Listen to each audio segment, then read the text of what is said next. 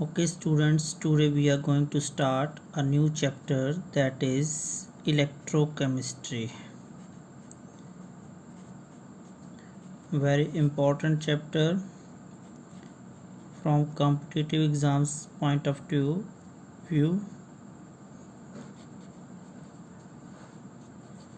So before starting this chapter, we should know first few terms and general concepts in electrochemistry, then only we can start with the detailed topics in this. So first we should know what is electrochemistry. So it is made up of two words which are taken from electric current or electrical energy, and second is chemistry. So chemistry means chemical reactions. So how we can define electrochemistry? Electrochemistry is the branch of chemistry or science that deals with the study of relationship between interrelationship between electrical energy and chemical reactions, means how they affect each other. So we will study it in two ways. What are those two ways? First, we will study in this how a chemical reaction that occurs between different reactants can produce electric current or electrical energy, and second one will be that how by using electric current or electric energy we can make a chemical reaction to occur. So that's why I use the word interrelationship. Both are dependent on each other. Means one case we will see where a chemical reaction is used to get electrical energy, and second we use electrical energy and make a chemical reaction to occur by using it. So first type of chemical reactions where we use chemical reaction between substances to produce electrical energy are called electrochemical reactions. So electrochemical reactions are those in which chemical energy of substances is converted into electrical energy. On the other hand, we have some apparatus where we use electrical energy to carry out a chemical reaction, and such are known as electrolytic reactions. So very important two terms, electrochemical reactions and electrolytic reactions. So electrochemical reactions which convert chemical energy of substances into electrical energy. इसका example है जो हम sales use करते हैं, dry cell use करते हैं, mercury cell use करते हैं जिन्हें बटन सेल्स बोलते हैं हम, तो उसमें कोई केमिकल रिएक्शन होती है सब्सटेंसेस के बीच और उससे इलेक्ट्रिक करंट बाहर आता है जिसको हम यूज़ करते हैं लाइट्स जलाने के लिए, फैन चलाने के लिए and so on. But on the other hand electrolytic reactions इसका अपोजिट हैं, जहाँ पर इलेक्ट्रिकल एनर्जी प्रोड्यूस नहीं हो रही है बट कंज्यूम हो रही है. वहाँ केमिकल रिएक्शन अपने आप होती थी, इलेक्ट्रिसिटी प्रोड्यूस हो रही है, यहाँ इलेक्ट्रिक करंट पास करके हम केमिकल रिएक्शन को कैरी आउट करते हैं. सो दोनों के लिए अलग अलग डिवाइसेस यूज़ होती हैं. जब हमारे पास इलेक्ट्रोकेमिकल रिएक्शन कैरी आउट करनी होती है तो जिसमें कि केमिकल्स के बीच रिएक्शन हो रही है और उससे जब आपके पास इलेक्ट्रिकल एनर्जी बन रही है तो उसको हम बोलते हैं electrochemical cell. like dry cell we are using. And when opposite to this means जब हम किसी apparatus में या किसी डिवाइस में इलेक्ट्रिक करंट पास करके केमिकल रिएक्शन को कर रहे हैं, then it is known as electrolytic cell. So both are opposite to each other. Electrochemical में केमिकल रिएक्शन से इलेक्ट्रिसिटी प्रोड्यूस हो रही है और इलेक्ट्रोलिटिक सेल में हमारे पास कोई रिएक्शन को हम करने के लिए इलेक्ट्रिकल एनर्जी को कंज्यूम कर रहे हैं. सो दोनों को अगर हम देखें, एक इनमें बेसिक डिफरेंस क्या है कि जो इलेक्ट्रोकेमिकल सेल हैं they are based on spontaneous chemical reactions. Spontaneous chemical reaction का मतलब क्या हुआ, जो अपने आप हो सके. और जो इलेक्ट्रोलिटिक सेल है that is based on non spontaneous reaction, जो अपने आप नहीं होती है बट इलेक्ट्रिकल एनर्जी को यूज़ करके उसको हम करवाते हैं. केमिकल रिएक्शन अपने आप हो रही है spontaneous, electricity as product produce हो रहा है, ये बाहर आ गई एनर्जी, तो ये इलेक्ट्रोकेमिकल है. ना दोनों को अगर हम थोड़ा सा डिटेल में और समझें, so we have example of here electrochemical cell, galvanic cell भी कहते हैं इसे. तो आपके पास जैसे यहाँ पर दो हाफ सेल कहेंगे इनको, दो बीकर्स हैं. इसमें आपके पास एसिडिफाइड जिंक सल्फेट सॉल्यूशन है, यहाँ कॉपर सल्फेट सॉल्यूशन है CuSO4 एक्वस. इसमें हमने एक जिंक रॉड को डिप किया है और यहाँ पर हमने कॉपर रॉड को डिप किया है. नाउ जिंक इलेक्ट्रोड, इनको हम इलेक्ट्रोड्स बोलते हैं. इलेक्ट्रोड मीन्स जो कोई कंडक्टर मटेरियल से बना हुआ है, रॉड शेप्ड है, जो इलेक्ट्रिक सर्किट को कंप्लीट करता है, इलेक्ट्रिक करंट को फ्लो करने में हेल्प करता है, तो उसे हम बोलते हैं इलेक्ट्रोड. तो ये दोनों इलेक्ट्रोड हैं, जिंक का भी और यहाँ पर कॉपर इलेक्ट्रोड. और जो एक्वस सॉल्यूशन जिसके थ्रू इलेक्ट्रिक करंट फ्लो कर सके उसको हम बोलते हैं इलेक्ट्रोलिटिक सॉल्यूशन. तो यहाँ एक्वस कॉपर सल्फेट जो है वो इलेक्ट्रोलिटिक सॉल्यूशन है, यहाँ एक्वस जिंक सल्फेट ZnSO4 जो है वो आपके पास क्या है, electrolytic solution. Now what happens, हम यहाँ एक स्विच रख सकते हैं जिससे हम ऑन ऑफ कर सकते हैं, यहाँ एक एमीटर लगा सकते हैं जिससे हम करंट का फ्लो जो है वो मेज़र कर सकते हैं, उसकी डायरेक्शन को देख सकते हैं. तो हम क्या देखते हैं इसमें कि जैसे आप स्विच को ऑन करते हैं, सर्किट को कंप्लीट कर देते हैं, तो आपके पास दो रिएक्शंस होना शुरू होती हैं, जिसमें आपके पास जो लेफ्ट हैंड साइड में है जिंक सल्फेट और जिंक वाला हाफ सेल, यहाँ पर Zn एटम से इलेक्ट्रॉन निकलते हैं और Zn2 पॉजिटिव बन के ये रॉड से सॉल्यूशन में आता है. आफ्टर सम टाइम क्या होगा, तो इसकी थिकनेस कम होती जाएगी और Zn2 पॉजिटिव की कंसंट्रेशन बढ़ेगी. This reaction involves loss of electron from zinc atom, so it is oxidation. So redox reaction chapter था आपका +1 में, वहाँ पे भी आपने इसके बारे में थोड़ा सा पढ़ा होता है. फिर यहाँ पर क्या हो रहा है, ये इलेक्ट्रॉन्स जो होते हैं, जो रॉड से आयन बाहर आ गया, इलेक्ट्रॉन यहाँ प्रोड्यूस हो रहे हैं, that will make this to acquire a negative charge. जिस इलेक्ट्रोड पर ऑक्सीडेशन हो वो होता है एनोड. तो यहाँ पर इलेक्ट्रोकेमिकल सेल में आपने याद रखना है, जो एनोड है आपके पास इसके ऊपर नेगेटिव चार्ज आता है. क्यों आया नेगेटिव चार्ज, क्योंकि यहाँ पर Zn2 पॉजिटिव बन रहा है with the release of electrons. वो इलेक्ट्रॉन यहाँ अकोमुलेट हो रहे हैं जिससे यहाँ इलेक्ट्रॉन डेंसिटी बढ़ रही है. इसके अपोजिट यहाँ पर देखेंगे कॉपर जो है आपके पास, ये इलेक्ट्रॉन रिच होते हुए वायर के थ्रू यहाँ तक इलेक्ट्रॉन आ गए. नाउ यहाँ पर अपोजिट रिएक्शन होती है, जो सॉल्यूशन में कॉपर आयन प्रेजेंट हैं वो इलेक्ट्रॉन गेन करते हैं और कॉपर एटम में चेंज होते हैं. ये जो कॉपर बनता है यहाँ पर एक लेयर की फॉर्म में डिपॉजिट होना शुरू कर देता है. नाउ यहाँ पर क्या हो रहा है, इलेक्ट्रॉन को विदड्रॉ कर रहे हैं आयंस. जब इलेक्ट्रॉन निकल रहे हैं यहाँ पर तो इसके ऊपर आ जाएगा पॉजिटिव चार्ज, क्योंकि लॉस हो रहा है, इससे सॉल्यूशन में जा रहे हैं इलेक्ट्रॉन जिनको कॉपर आयन गेन करके कॉपर एटम में चेंज कर रहा है. सो अल्टीमेटली क्या होता है, इट एक्वायर्स पॉजिटिव चार्ज. और यहाँ पर रिएक्शन का नेचर क्या है, reduction means gain of electrons. तो यहाँ पर कोई स्पीशीज इलेक्ट्रॉन गेन करे तो उसको हम रिडक्शन कहते हैं. सो एक तरफ आपके पास ऑक्सीडेशन, एक तरफ रिडक्शन, दोनों को बोलते हैं रिडॉक्स रिएक्शन.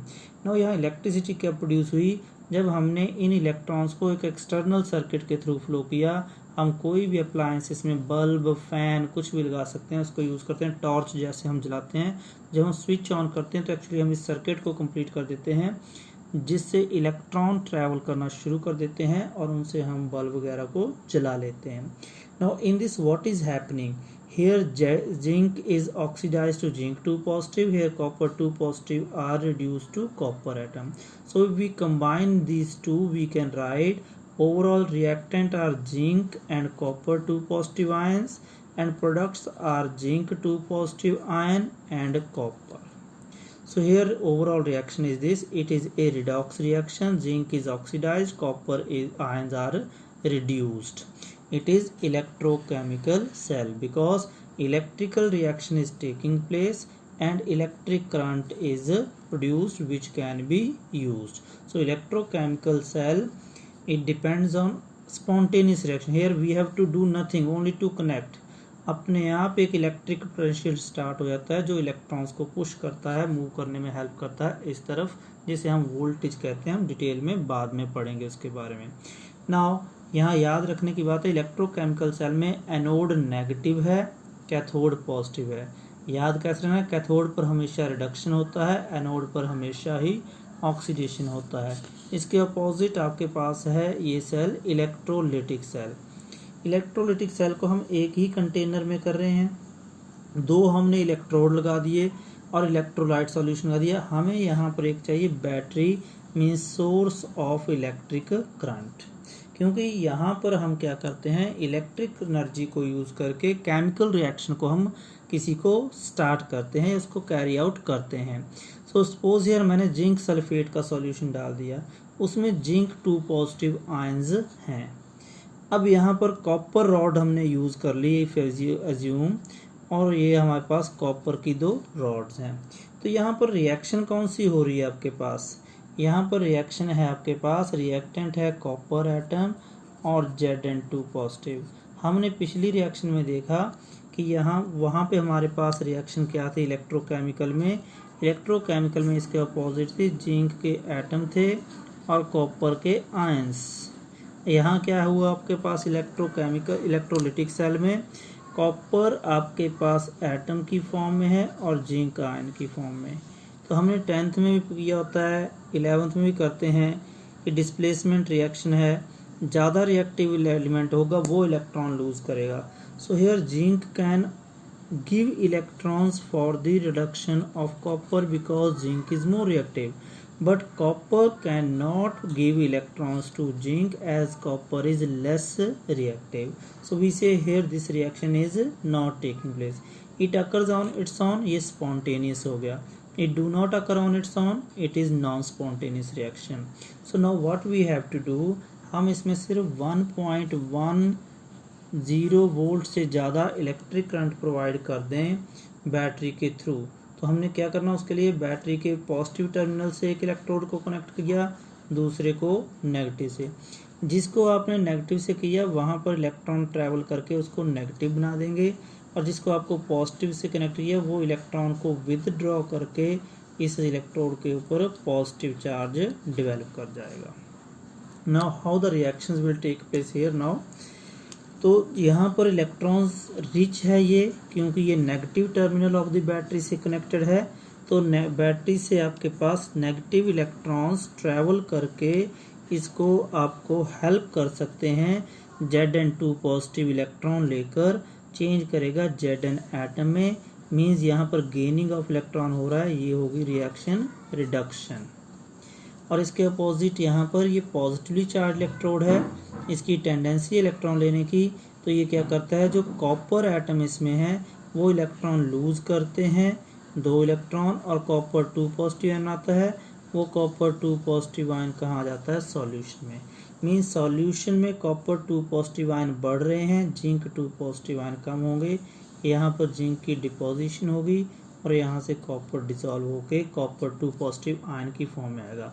नेट रिएक्शन क्या हो रहा है, कॉपर और zinc 2 positive ions are reactants here, copper in the rod, zinc 2 positive in the solution. So reaction is taking place now and it is making copper 2 positive in this side and Zn on this electrode. So means we are making this non-spontaneous reaction to occur by using electrical energy. So it is electrolytical cell. Now compare this regarding the charge. जिस electrode के ऊपर यहाँ पर हमारे पास reduction हुआ, reduction वाला होता है कैथोड, और जिस इलेक्ट्रोड के ऊपर आपके ऑक्सीडेशन हुआ जैसे यहाँ कॉपर का, वो होता है एनोड। तो यहाँ पर एनोड जो है आपका that is positive and cathode is negative. इसके अपोजिट जो हमने पहले देखा था इलेक्ट्रोकेमिकल सेल में, वहाँ पर आपके पास जो एनोड था वो नेगेटिव था और कैथोड जो था positive. So these are electrochemical cells and electrolytic cells. Electrochemical cell में कैथोड एनोड का नेचर देखेंगे तो इलेक्ट्रोलिटिक से अपोजिट है, और यहाँ पर इलेक्ट्रोड जो आपके इलेक्ट्रोकेमिकल सेल में स्पॉन्टेनियस रिएक्शन से इलेक्ट्रिकल केमिकल जो आपके एनर्जी प्रोड्यूस होती है, और इलेक्ट्रोलिटिक सेल में हम एक नॉन स्पॉन्टेनियस रिएक्शन को इलेक्ट्रिकल एनर्जी प्रोवाइड करके उसको करते हैं। अब इसको करने के बाद हमने पढ़ना है conduction of electric current. So conduction of electric current होता है मटेरियल्स के थ्रू या नहीं होता है, उसके बेसिस पर हम we divide the substances or materials into two categories. So there are two types of substances or materials depending on whether they conduct electricity or not. One are conductors. Conductors क्या होते हैं? The materials through which current can flow easily, like you have metals. Second, what are insulators? So second category is insulator. Insulator कहने से बजाय इनको poor conductor ज़्यादा कहना चाहिए, because here current can not flow easily. इसका example आपने शुरू से पढ़े होंगे, प्लास्टिक है, रबर है, ड्राई वुड है, एट्सेट्रा। कंडक्टर्स में एक और चीज़ इस चैप्टर में जुड़ जाएगी, सिर्फ मेटल्स ही नहीं कंडक्ट करते हैं, बट आपने पहले पढ़ा होगा सॉल्ट सॉल्यूशन हो, एसिड को पानी में डिज़ोल्व कर लो या बेस को पानी में डिज़ोल्व करके सॉल्यूशन बना लो, सॉल्ट एसिड बेस के सॉल्यूशंस जो होते हैं वो भी इलेक्ट्रिसिटी कंडक्ट करते हैं। सो हमने दो एग्जांपल देखे कि एक तो मेटल्स इलेक्ट्रिक करंट कंडक्ट करती हैं, दूसरा है आपके पास कुछ एक्वस सॉल्यूशंस होते हैं, तो उनको हम ऐसे सब्सटेंसेस जिनके एक्वस सॉल्यूशन कंडक्ट करें इलेक्ट्रिक करंट को, उनको बोलते हैं इलेक्ट्रोलाइट्स, और such solutions are called electrolytic solutions. So दो तरह के कंडक्टर बन जाएंगे यहाँ से आपके पास। कौन कौन से दो तरह के कंडक्टर बने ये? एक आपके पास है मेटालिक कंडक्टर, दूसरा है आपके पास इलेक्ट्रोलिटिक कंडक्टर। अब दोनों में आपको डिफरेंसेस देखने हैं। मेटालिक कंडक्टर्स वो होते हैं जो मेटल से बने हैं आपके पास, जैसे आप कॉपर यूज़ करते हैं वायर में, एल्युमिनियम यूज़ होती है वायर में, आयरन के थ्रू कंडक्ट होता है। सो एक चीज़ याद रखना है, what is electric current? It is the flow of electric charge. तो मेटालिक कंडक्टर में नेगेटिवली चार्ज जो इलेक्ट्रॉन्स हैं वो उनके फ्लो की वजह से इलेक्ट्रिक करंट फॉलो करता है, और जबकि इलेक्ट्रोलिटिक कंडक्टर में जब आप जैसे सोडियम क्लोराइड को पानी में घोलते हैं तो सोडियम आयन और क्लोराइड आयन बनता है, कैटायन और एनायन। तो कैटायन और एनायन भी चार्ज्ड पार्टिकल हैं। So here the conduction of electric current is due to flow of ions, cations and anions. Other जो जिसमें डिफरेंसेस आते हैं आपके पास, जब मेटालिक कंडक्टर्स के थ्रू इलेक्ट्रॉन फ्लो करते हैं तो मेटल की कोई केमिकल रिएक्शन नहीं होती है। आज आपने कॉपर वायर्स लगाई हैं, 10 साल बाद भी वो कॉपर वायर वैसे ही रहती हैं।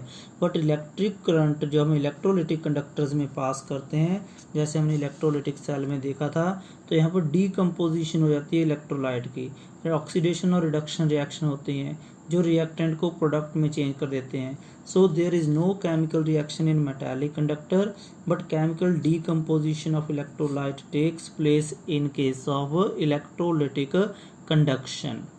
Third difference if we see effect of temperature, metallic conductor के अंदर मेटल लैटिसेस होते हैं। मेटल लैटिस किस चीज़ से बना होता है? मेटल के कर्नल्स होते हैं, मींस पोजिटिवली चार्ज आयंस, और उनके बीच आपके पास प्रेजेंट होता है नेगेटिवली चार्ज इलेक्ट्रॉन्स।